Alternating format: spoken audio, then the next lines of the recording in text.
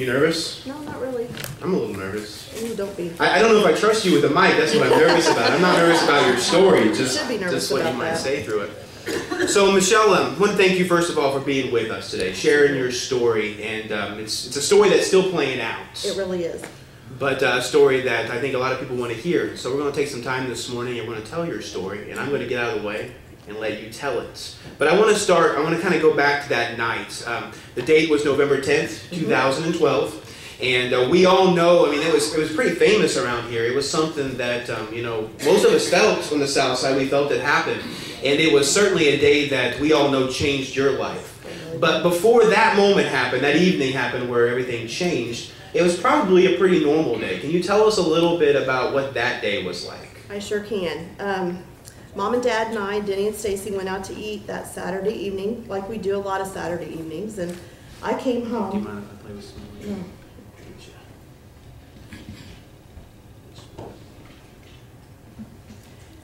I came home, and the next day, as you guys all know, was homecoming.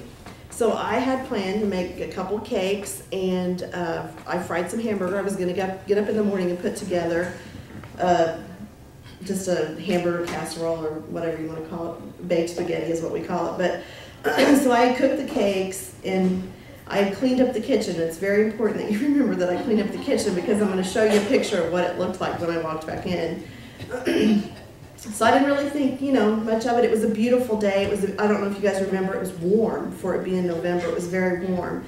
And I remember looking at the trees on the street. They were all, I have a red maple. It was beautiful. And everybody's moms were out, and their pumpkins were out on their porches. And it just looked beautiful. The street looked beautiful.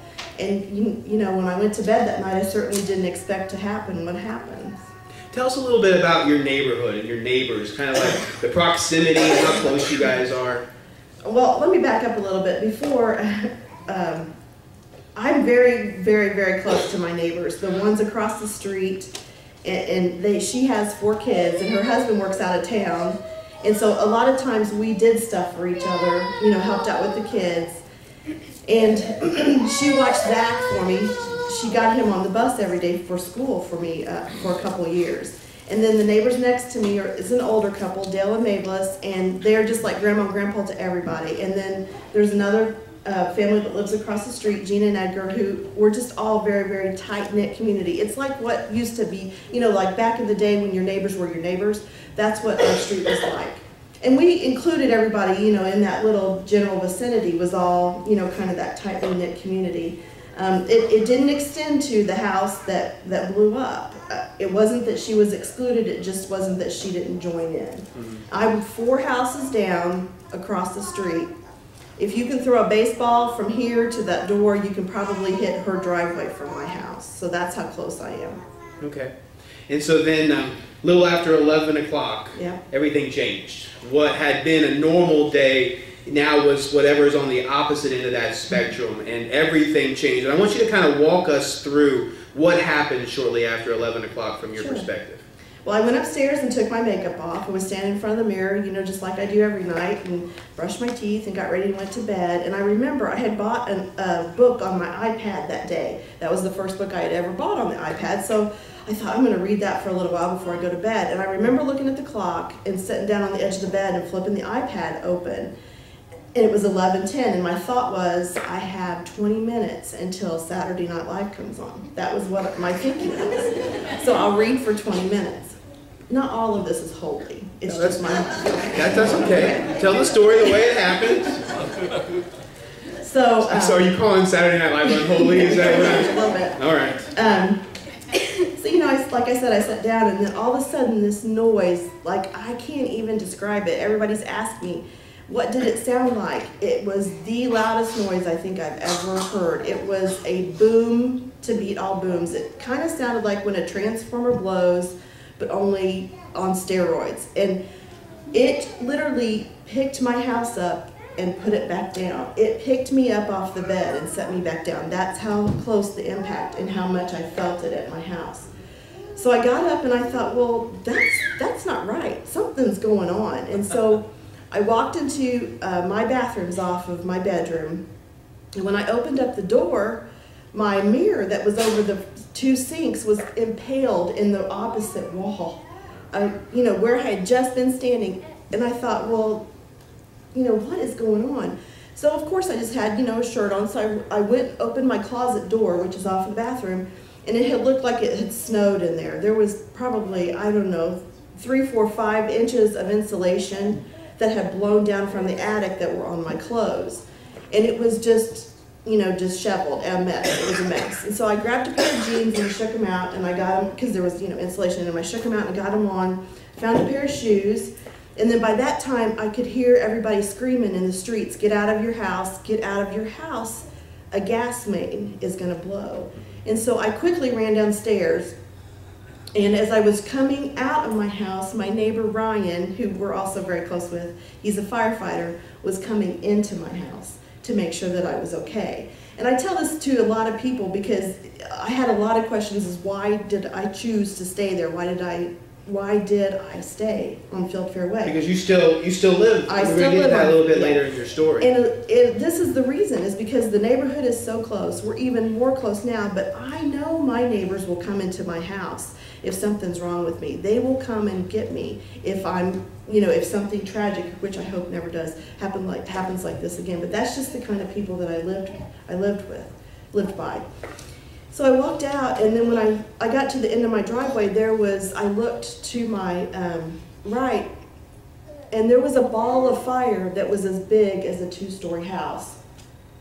And nobody could figure out what was going on. And it was a lot of speculation at first. Did a plane crash because we live so close to the Greenwood Airport? Was it a meth lab? Was it a droid? I didn't even know what a droid was until somebody told me that a droid had crashed into the house. I mean, it was just a lot of speculation. But then like a drone or something? Drone, not a droid. A droid, like I was thinking Star Wars no, and R2-D2. I don't know. See, I'm not very good. I still don't really know what it is. Right. So, we'll show you pictures okay, later. thanks. Way to be there for me. So when I looked across the street, there was the fire. The second house where the people passed was half gone. And then the Alvies who lived next to Muncie, closest to me, the back of their house was gone. And their oldest daughter came running toward me, and she was like, Michelle, my family's in the family room and we can't get them out. I'm gonna go back in. So I held onto her as tight as I could to get that child not to run back in after her mom and her dad and her sister. And that by that point, there's a couple other firefighters that live in the neighborhood. They were all out back there trying to get the Alvies back. When I looked at that house, I thought, there is no way that they survived. Literally, and I have a picture of it, the back half of their house caved in. And by this time, I started hearing the screaming, and it was screaming like, I don't know if anyone's ever, and I hope no one ever has, but it's when you're crying for help and your life depends on it, it's not just a help. It comes from your guts. It's like a guttural scream, and that's what I heard over and over again. And then I told you about Dale and Mavis who live next to me. Their daughter lives behind Muncie, whose house blew up. And they have 2 little kids. Well, when I looked up, someone tapped me on my shoulder, and when I turned around, Imogene, the daughter, got away. I mean, she was gone. And I could never find her again until later on I found her. But when I looked up, Bree and Ryan, who is Dale and Mavis's daughter and son-in-law, the back of their house was gone, and it was on fire. And they have 2 kids, one who is 4 and one who is 7. And just instinct, I just took off running towards them. And I met them coming down the stairs. And I tell this story, I don't know how they walked out of their house. Bree and Ryan were sitting on their couch in their family room, and the beam from Muncie's house flew through their couch. It broke their couch in 2, and it was right down the middle of it. And they were able to, and their whole back wall was gone, and all that fell on them. But they were able to shake themselves off and get upstairs and get their kids. And when they walked up there to get the kids, Nadia's room was in the back, the little girl, and Sabrina tells the story that it was like a shield was over her while she was sleeping. There was insulation and drywall and just stuff everywhere, but except where that child was sleeping. The same thing happened to Logan. When they got Logan, his bunk bed had fallen over, but he was safe. And you'll hear a lot of stories like that about people's story when what they were doing and how God protected them that night. And I hesitate to say that because Mr. Longworth, who is the father of the kids that died, is always, he doesn't like to hear that God was with us, because he wonders where God was where was God when his kids were dying. And I've never told him this, but my argument would be he was more with them than he was with us. Even though they didn't make it out, you know, God was still with them. So we found out that everybody was mostly okay, and so we started the fire. By this time, the fire trucks had showed up, and they started kind of moving us off the street.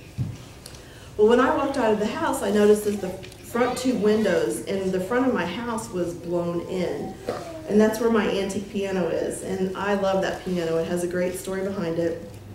But I thought, and then the thought, I have an unnatural fear of mice.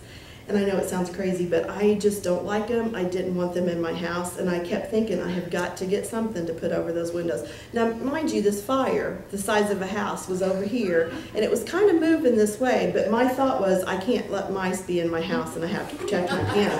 It wasn't logical. So you were clearly very rational at this. Absolutely. Thank you for noticing that. And the firemen thought so too. So they kept moving us down, moving us further away, further away. They got everybody out of their houses. And then we stood on the end of the street for a while, because in my mind, this was going to go away. It was just a fire. It was just a fire. It was just a house fire. And when I left Fieldfare Way that night, I couldn't see all the damage that it had done. I could see the house that had crashed behind, you know, where it had caved in. Clearly that was not okay. I could see the two houses that were gone, but I didn't see the other houses that were around us, what had all happened. I didn't even really know about my house, except that it was a mess, and the windows were caved in, and then there was a hole. There was a pretty good sized hole on the side closest to the explosion. We should probably clarify, where's Zach when all this is happening? Zach Your son is with, Zach, yeah. who lives at home. Where's Zach? Zach is with his dad that weekend, who just lives across Sherman Drive from us, so he was safe with him that night. So Gina and Edgar, because I kept going back to the house, trying to get in, trying to find some plywood to put up against the window, and the fire. So the mice won't get in. So the mice won't get in, and the firefighters kept just, you know, kindly saying, "Ma'am, you have to leave. Ma'am, you have to leave." And so finally, Gina and Edgar grabbed me on the arms and hooked their arms around me and said, "We're leaving. We've got to go." So again, I was not clear and rational. I did have the sense to call Mom and let her know that I was okay. I did do that. I called a couple other people. I don't know who they were. But Taylor, my daughter's 22, who doesn't live with me, was out of town that weekend. And I never, ever dreamed that she would know about this. And while we were walking out of the neighborhood, I had just gotten a new cell phone. I grabbed the new cell phone, not the old cell phone, because I was in the process of putting numbers in. So I had my new cell phone with me. Well, she of course, had that number. And she called me. And the sound of her voice, I'll never forget. And I felt so bad as a mom because I didn't think to call her. In my mind, she was not in town, so it was not a thing to call her. And, you know, the screeching of Mom that came out of her was just, you know, like she was so happy to hear from me and so glad that I was okay. And I felt so bad, and I was like, "Taylor, how did you know about all this?" And she said one of her friends, somebody had posted it already on Facebook, and one of her friends had called her and said, "Hey, you might want to check on your mom to make sure that she's okay." So we left the neighborhood, and we went over to Mary Bryan. Well, because of our delay, we went the long way, not through the field. And because of the delay in the time that we got over there, because we walked through the streets, the neighbors were pretty happy to see us, because when we walked in, by us being so close, they didn't know what had happened. They didn't know where we were. And you know you're loved when your neighbors fly off of bleachers and, you know, and run to you and say, just shake you and say, "I'm so glad you're alive. I'm so happy to see you." And that continued to happen throughout the night with other neighbors that, you know, would show up, you know, after I showed up. And then we realized that there were neighbors that weren't going to be there, and that's when we found out that 2 people had died. And We didn't exactly know who it was because we didn't know at the time if Muncie was home and Mark Leonard was home, but we kind of figured it out that it was either that couple or Dion and Jennifer Longworth, who was the ones that actually passed. So I was sitting at Mary Bryan, and Andy and Justin showed up, Denny's boys, and I don't think they'll ever realize how happy I was to see them, because I couldn't, I had no car, no wallet, nothing. What I had on was what I had on. And they walked through the door, and there was policemen intermittently scattered throughout the path, and I kept telling them, okay, now my nephews, Andy and Justin, are going to be coming from Emerson Avenue toward Mary Bryan. Will you please will you please radio ahead? And I think I told that to like 4 different policemen, and they were like, yeah, we'll do it, whether they did it or not. But Andy and Justin were about the last ones that they let into the gym. And then the police showed up, and we had to check in and let them know where we lived and, our address and who all was home that night so they could start, the body count was basically what they were doing. Okay. And it kind of put some context on this explosion.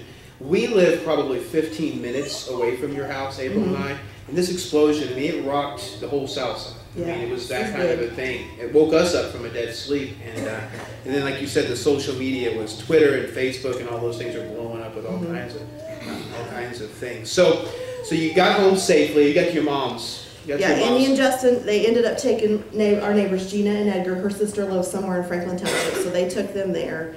And then I went to see Mom and stayed with Mom and Dad. And when I walked in, Mom just hugged me and hugged me and hugged me, and I was like, what?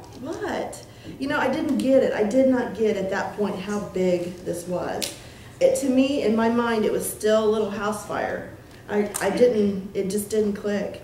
And Mom was happy to see me, and she told me last night, I guess I did call her back and tell her for her and Dad not to try to come out there because they wouldn't let her in, and I didn't want to be worried about that. And she told me last night how hard that was for her to stay at home, which I can only imagine. And then Taylor drove from Bluffton to see me, and if you ever doubt you're loved, just go through something like this, and when you see your loved ones that they're pretty happy to see you. Sure. So you woke up the next day, you were thankful to be alive, and everything went right back to normal, right? Oh, if only. No, not exactly. I missed homecoming, which was a bummer. My whole family missed homecoming. I didn't walk out with anything, no wallet, no ID, nothing. My car was crunched in the garage, so I couldn't get that out. So Jenny came over and we went to Walmart, and I got a few things, necessities that I needed to wear. Went by CVS and got medicine, but it was a story that I had to keep explaining. Well, I thought, the gathering place was Mary Bryan at the time, so I thought I would go back to Mary Bryan and that they would let me back in my house. I never dreamed that it was a crime scene. I just never ever thought that it was a crime scene. So when I went back to Mary Bryan, the spokesman from Citizens Gas was there, and he kind of took me into a room, and he was trying to explain to me what was going on, that it was gas, but he said at the time it wasn't accidental, but I didn't pick up on that then. I just didn't. I was still worried about the mice getting in the house. I promise I was. So, I'm hanging around Mary Bryan because they're slowly starting to let people on the first 2 streets back in. So Taylor was with me, and Denny and I can't remember who else, I think it was Mom, left. And we, with the expectation that I was going to return to my house that day. Well, they started letting people in, like I said, on the peripheral streets. Well, and then they just said, all of a sudden they came out and said, no one on Fieldfare Way is going home today. And we were all like, what? Why can't we go home? And then that's when they started explaining to us that it was a crime scene and that they had fenced it off, and they would just work with us and let us know when we were going to be able, to get back in. Well, by this time I had started crying because I hadn't really cried too much before, and it was out of control crying. And in walks Pat McAfee, the kicker from the Colts, to Mary Bryan. This is kind of one of the cooler things that happened. He walks in and he's like, what can I do for you? And I'm like, I don't know. I'm just crying, I don't know. And I said, some Colts tickets would probably help.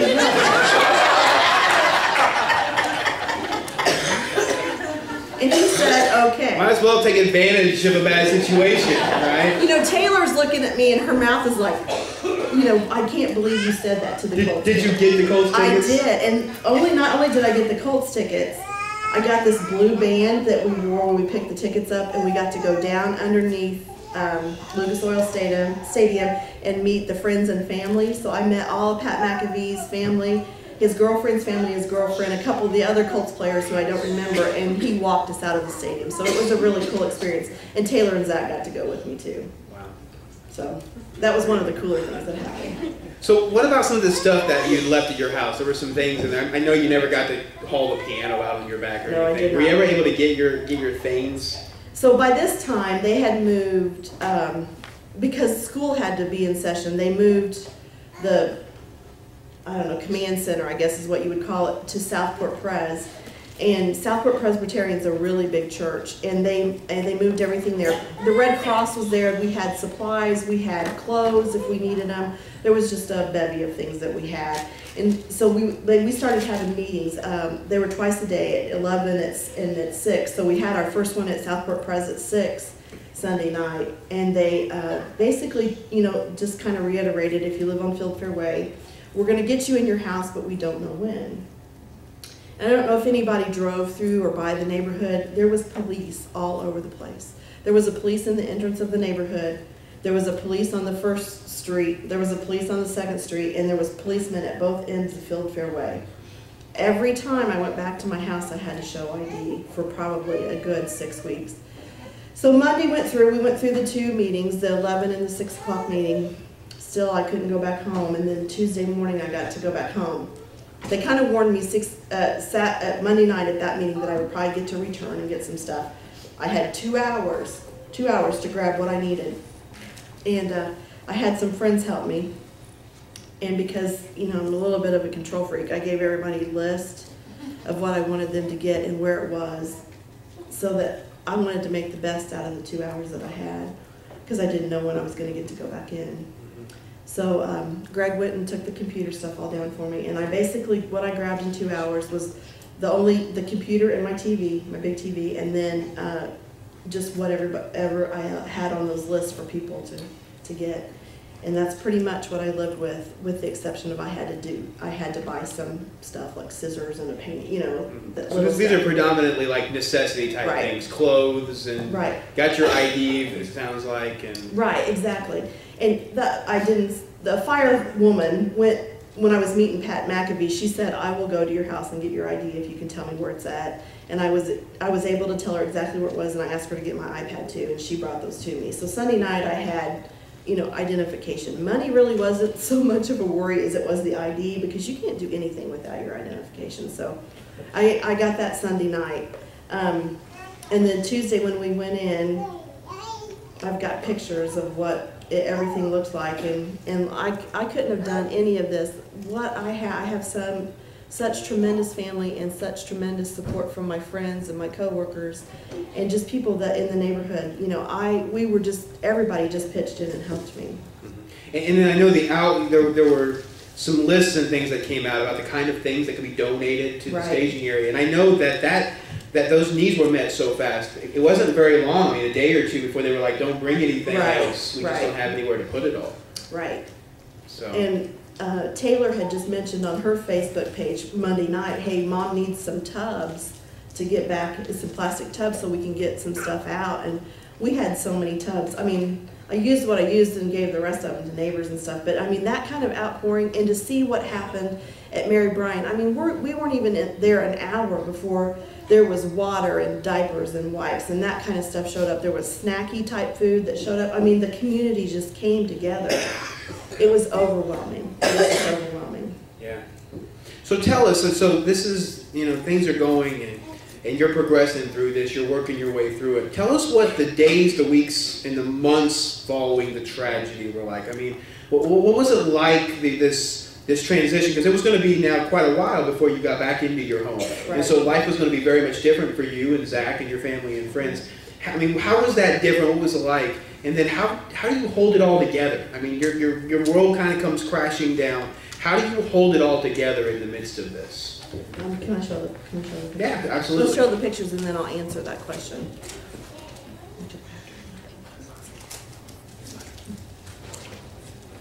This is the Alden's house. This is the one where I held the little girl from running back in, and there's a better picture of it, I think, later on. But that's the view from the front, and you can see her cars are in the driveway.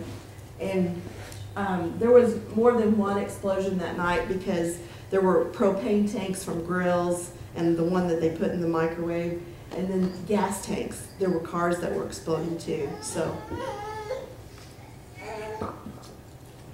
this is the view. I was walking down the street toward Ground Zero, and you can see my friend Melinda's there, and Taylor and myself were just walking toward it. Because, you know, once I got back on the street, I wanted to go see the hole, because that, again, it wasn't rational thinking, it's just what I wanted to do.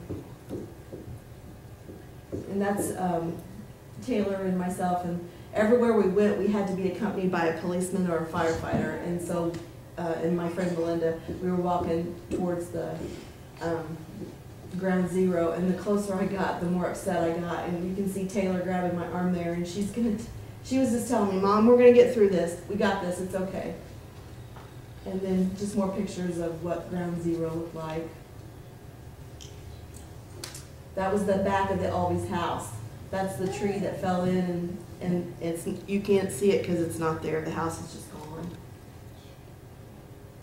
That's the back of Bree and Ryan's house that was on fire.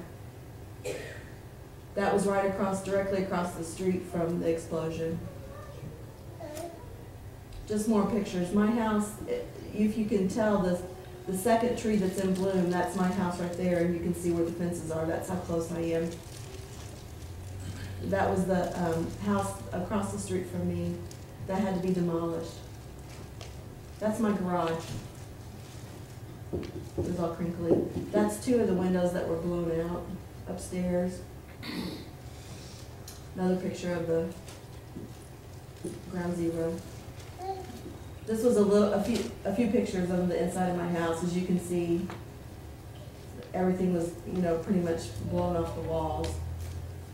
That's my kitchen. I thought you said you cleaned it. Yeah. Isn't that crazy? That's my pantry. And it was not like that before. And this is the garage. It's kind of hard to tell, but there's stuff out of the refrigerator, and all that stuff was neatly put against the wall, but that was the wall of impact where everything came in, and it's just a mess. It blew the door off the frames and the hinges. I have a little bump out on my kitchen. It's a 6x8 bump out, and it's hard to tell, but that's cracked all the way down, and it just looks like it was just bent, just snapped off like a cracker. That's the inside of a view of the hole, the first the blast where it came into to my house. It blew the window off the frames, and then that's the outside. And there's paper underneath it, but there's a hole on top of that window too. It was a pretty good sized hole. And that's just another view. Another view of the garage. There were nail pops like this all over the house. That was the back of Denny's van that we packed up. It's just a street view of, you know, workers and what was going on. That was the car that was in the Muncie's garage that was charred. That's the Longworth's house. That's the front of Bree and Ryan's house. You can see right through it. Okay, you know how you do things and you think no one is ever going to see them? Well, I painted my bedroom blue, and I couldn't move my bed, so I just painted the best I could behind the bed. There was probably 300 people that went through my house before I realized, oh my word, they saw this. So I just put it in there, so just don't do shortcuts. And this is me talking to Pat McAbee, asking him for, you know, Colts tickets. And then you probably saw this on the news a lot. My garage door this is my garage door once they got the actual garage door off. Taylor and I went over one day and we spray painted "Can't Wait to Be Back Home" on Richmond Hill. Oh, this is my house now. It got all fixed. So another view, and then they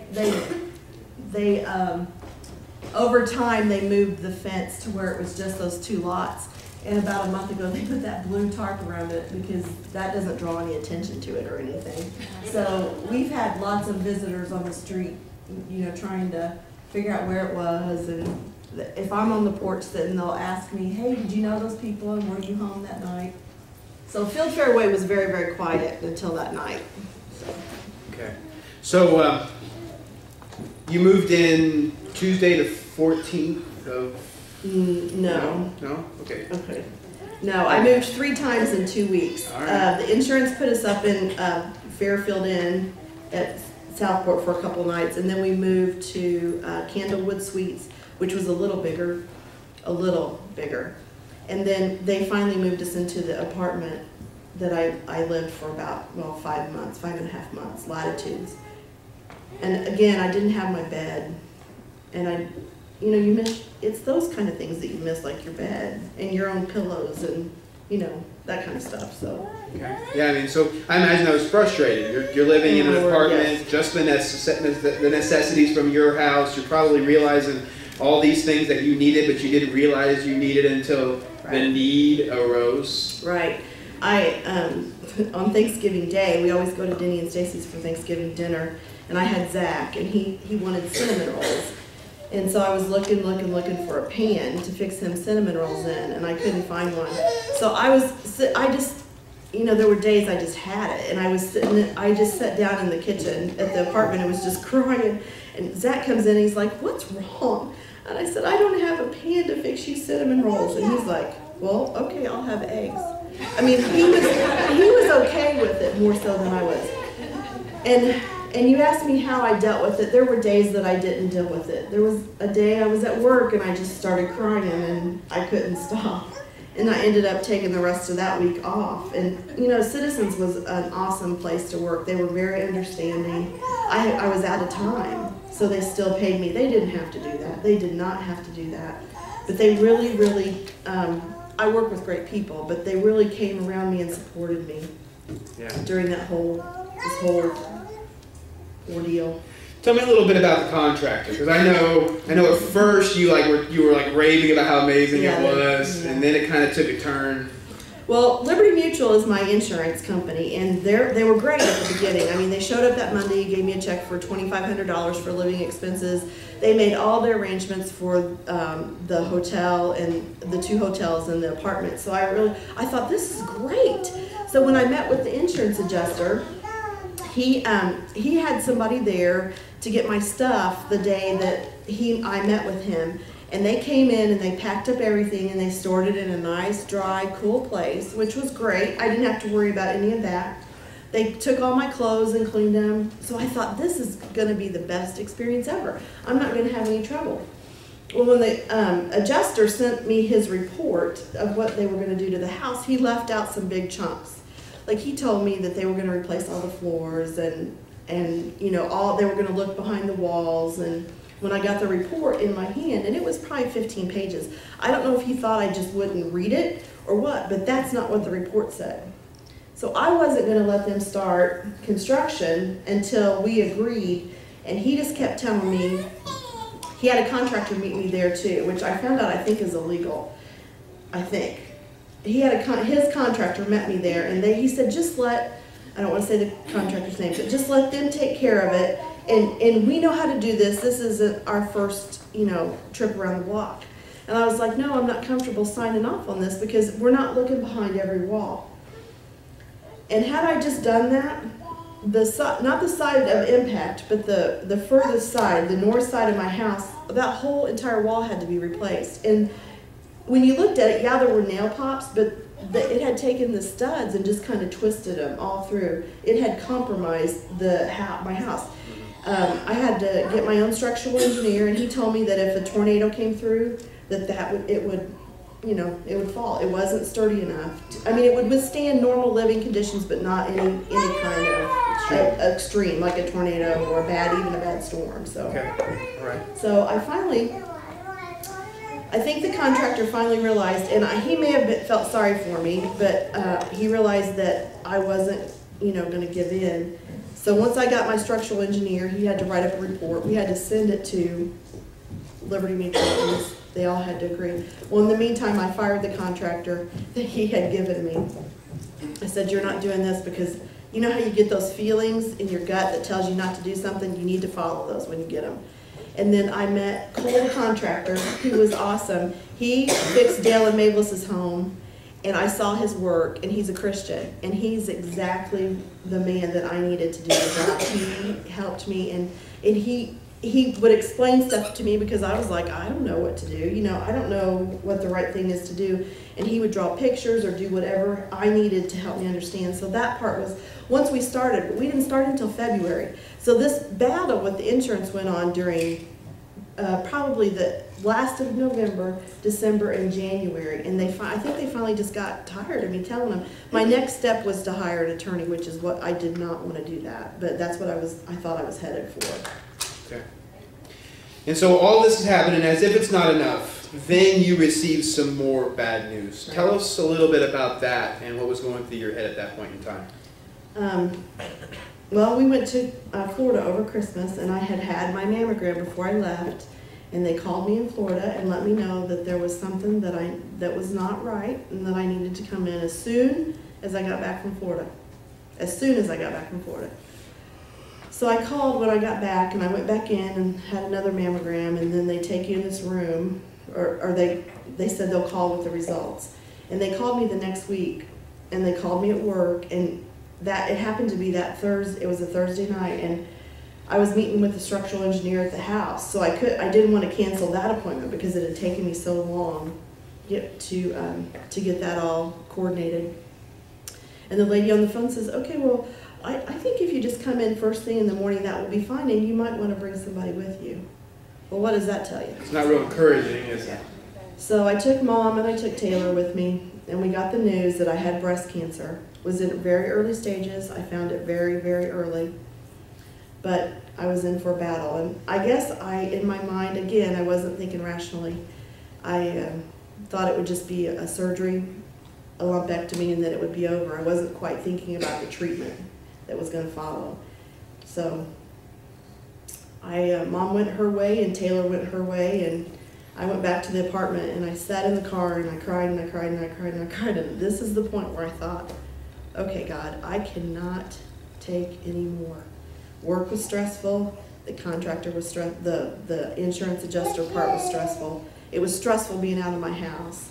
And I thought, I don't know, what you're planning, but you probably should have picked somebody else to carry this load, and I can't do it anymore. And then this voice came in the back of my head, and it said, in your weakness is when I'm made strong, and I've got this. And so from then on, I just tried to say, God's got this. Whatever happens, God's got it. It's part of His plan. I don't understand it. I don't get it. But it's part of His plan. And I had days that were good and days that were bad. But for the most part, I think I tried to just stay positive. They caught it early, and I'm getting the house fixed. I just tried to concentrate on things that were positive that happened. So just, when you and I were talking, when we were putting things together, it was really important to you that we painted a picture that we didn't convey this idea that you always had it together. Oh, no. Did you ever have doubts? Did you ever think something like, I don't know, this isn't fair, or this isn't right, or why me? I'm a good person and I do good things. And yes, I did. I had days, and especially at the beginning, because it was such a weird thing that happened. I mean, this is the first house explosion, criminal act that I know of. And you're the first person I've ever met whose house blew up. Well, I hope I'm the last. Me too. Yeah, there were days that I didn't think I could put one foot in front of the other. And I think a lot of times as Christians we try to put on this brave front, especially to each other, that we're okay, that everything's okay. Well, there were days that it wasn't okay, and I talked to Mom a lot, and I talked to people here at the church. I talked to friends at work, and I would tell them I'm having a really bad day. And I learned just to pray. Okay, God, you've got this because you told me you had it. but I need help getting through 5 minutes. Let's just do 5 minutes at a time. And then sometimes it would be an hour. Sometimes it would be half a day. But I never, ever felt like God left me. I knew that there was a purpose for all this. And, you know, whether it's to strengthen my faith or to tell my story or to give God the glory for what he's done, there's a purpose for it. And I just kept saying, God's got this. I just need to follow his plan. And no, there were days that was not good and I failed miserably. But I tried really hard to you know, just put my faith and trust in him. Okay. Final question that I want to ask you is a two-parter. First, okay, go ahead. I will just talk a little bit about when I was doing radiation. I would go in and, you know, everything was so much about me at that point. And I kind of joke that everything is about me, but it's really not. And I hated it because I just hated it. There was the radiation, you hated the... No, the whole thing. You know, by the time radiation rolled around, I hated that something else happened. So I thought, how can I get my focus off of myself and get it onto someone else? And every day when I went into radiation, I would just say, okay, God, who am I going to pray for today? God always gave me somebody to pray for.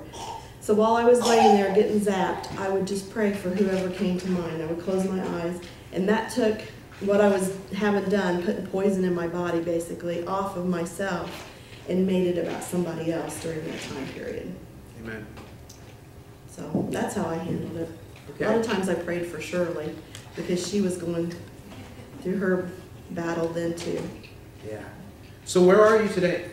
Well, I'm cancer free. Amen. I just found that out in August, so I'm very excited about that. I'm back in the house, which is good. There's still some stuff that needs to be done, but that's okay. A lot of my neighbors are coming home. There's one neighbor that's not the one that I was probably the closest to. They moved to Greenwood with the 4 kids, and you know that broke my heart. So even though I'm home, it's still not like it was before. Not that I think it probably ever will be. And when I moved back home, I had, you know, a little bit of trouble dealing with being in the house because I thought that's my line in the sand that I can handle everything. If I could just make it till I'm back home, then everything's going to be peaceful and wonderful and birds will be singing, and that was not the case. I ended up having to go see a therapist who was a Christian therapist, but she diagnosed me with PTSD, and I feel my heart breaks for anyone that's ever been in the war, that's been diagnosed with that or had a traumatic experience, because it makes you crazy. Up until probably a month ago, I couldn't get 2 thoughts together. For me to be sitting up here is phenomenal, telling my story, because I would forget stuff, and I still am very forgetful, and I still have trouble at times getting my thoughts together. But like if somebody tapped me on the shoulder that I wasn't expecting, I jumped out of my skin. If I heard a loud noise, I jumped out of my skin. It's just not a pretty thing to deal with. So the therapist that I saw, you know, thank God he put a Christian therapist in my path. And she turned me on to this thing called a gratitude journal. And what I had to do, what I was tasked to do, was to find one thing each day that I was thankful for. And I would have to write why I was thankful for it. So if Susan did something great for me that day, I would have to say, I'm thankful for Susan, and she did X, Y, Z. Well, at first it was really hard because my thinking had changed. It was very negative, and I didn't, like that about myself. But once you start looking for things to be thankful for, and because she gave me a task and I didn't want to fail, because, I had to fulfill what she said, I had to find stuff to write down. Pretty soon it wasn't just one thing that I was writing down each day. It was 2, then it became 3, and then it became 4, and then it became 5, and then my thinking changed. And when my thinking started changing back to the way I was prior to all this, then that's when the healing started beginning. And I could just feel myself each day getting better and better. But when I went back to work, I was a little scared because, again, like I said, the 2 thoughts weren't coming together. But I had a nice, understanding boss who said, you know what? We're just going to let you do what you can do, and it's all going to come back to you. I'm like, okay, if you say so. and it pretty much, for the most part, I'm probably about 80% now. So excellent. I'm very happy about that. So, what a journey. Mm-hmm. What'd you learn in all this? I mean, like we don't, we're beginning to run a little short on time, and you probably could go for hours about what you've learned. But given a few minutes, what are some of the big takeaways? What are some of the things that you learned? And I guess, and I know this was very important to you as we sat down in preparation, where was God in all of this for you? Oh, God was right there with me. I never felt like he left me. I never felt like I was being punished. I did have a couple people say some crazy, outlandish things to me that made me think. But, God's not mad at us. He's really not mad at us. He's not out to zap us. He's not out to get us for our sins. Because if that were the case, none of us would be upright and moving, right? Sure. So it wasn't that. I've always prayed in my prayers, help me be more like Jesus. And he actually answered that prayer, because in one of my Bible studies, and it's in your bulletin, I put some verses in there that meant a lot to me. But trials produce a step-by-step transformation that makes us more like Christ. And I got that from the Romans 5 passage. And basically, in verse 3, it says, more than that, we rejoice in our sufferings, knowing that suffering produces endurance. And that's what I wanted to be. I wanted to be a Christian who not always did things the right way, or was never, ever perfect, because you guys know me, I'm not. But I wanted to be the one that finished with faith. And so that's what really spoke to me. And then there was the other passage in there was about, in Philippians, about the peace that passes understanding. And I've had peace when I've lost loved ones. I've finally gotten peace about that. But I didn't know there's a different level of peace that I had. And it's hard to put words around it. But, once I got past the why me and the whining and, that part of it, and I could get back kind of more on an even keel, once I got off of work, that really seemed to help, because that stress was gone. And then I could just think, okay, God, you said you had this, and I have peace about it. So I wasn't really too horribly worried. Now, again, I had my moments, so. And then the other verse that's in there is the one about let us run the race of perseverance that God set out for us. And then the 2 Corinthians verse is about my grace being sufficient, and that's what, basically, God told me. In your weakness, I'm made strong, and my grace is enough to get you through. So those are kind of the lessons that I learned.